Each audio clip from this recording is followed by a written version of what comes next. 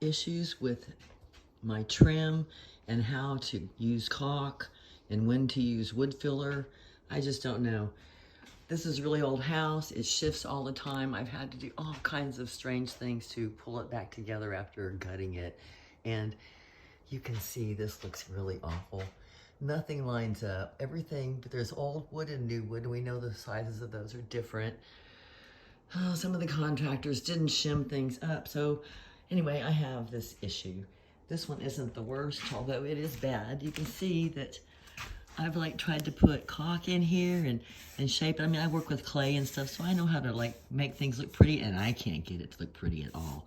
And my friend came over and he did wood filler on this one, and this is great, but this door goes through so much shifting and stuff that half the year I can't even hardly open it. The other half of the year, it works just fine. I live on a lake. It's hard to see out the window. It's very humid down here in South Texas. And here's the next doorway I'm working on right now. The wood is just awful.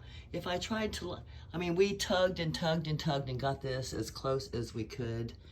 I guess I maybe should have put it through the table saw or something like that to shave it off. But as you can see, of these transitions, it's just, I just don't know how to fix this. Or should I just leave it alone?